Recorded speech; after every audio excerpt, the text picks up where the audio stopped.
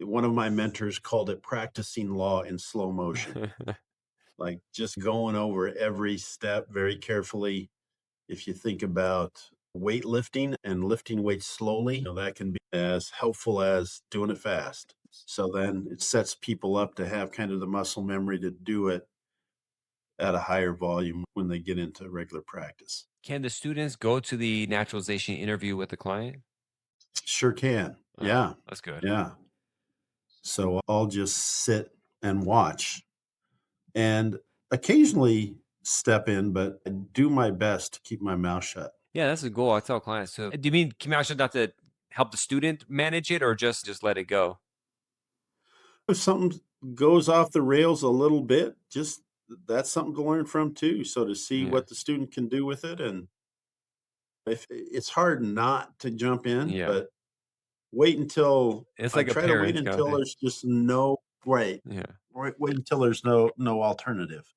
That must say that students must be so nervous too. I've done so many Nats interviews when I go. Now it's okay. I got to go downtown, but remember the Right. first couple of times you're like nervous, butterflies and Exactly. stuff. Yeah, it's fine. Yeah. And we'll bring clients in and do practice interviews, and we'll have a student be the officer and a student be the attorney, and we have rooms with the two-way mirrors, and the client will know that there are a small class of students watching through the window, and What a great just put program. them through. What are the like requirements for for an applicant to be able to use your program? We have a very loose income guidelines of around 300% of the poverty level, so it's higher than legal aid. So a lot of our referrals come from legal aid where they say, "Here's a good case," but they make just too much money, just a little bit over what our guidelines are, and so they'll refer Interesting. the folks to us. Yeah, it's great experience. I taught at Loyola and Pepperdine, a more general immigration law course, Yep. but I would have been just doing a NAT session. This is because NATS is at the end, so it teaches everything, whether employment based or asylum. Like it just from a end of the line, it teaches you all the way to the front. So that's why it's like a great way Right. for students to learn. Just learn the immigration process through that. Exactly. Yeah. He's got my And gears rolling of there making a course like is that. Sorry.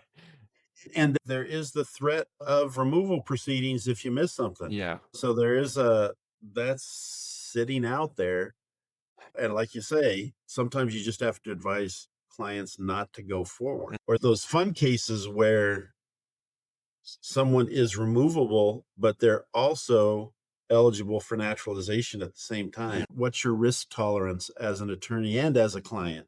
Yeah.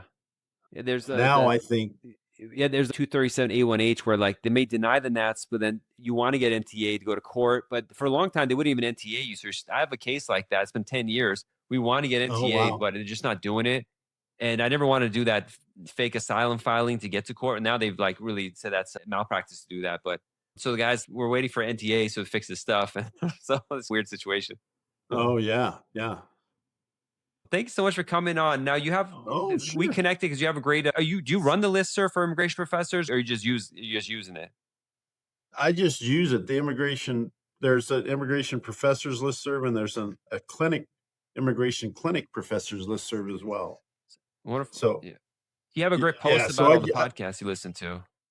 yeah, just started doing it for fun and found that it's useful to have all of that combined knowledge out in the podcast world to refer clients to and to refer students to Mhm. and using my teaching. So, For sure. Yeah, yeah. I found like this year especially the number of podcasts has gone up, and it's bittersweet because some are really good. And I'm like, oh, it's gonna take down my numbers because they're really kind of better than my show. Right. So I'm like, oh, it's needed. I always tell people do it. Just have a different kind of perspective. Don't just regurgitate. Okay, an I-130 is this is that's already there. Just adds your own flavor and any unique information knowledge to do it. Exactly.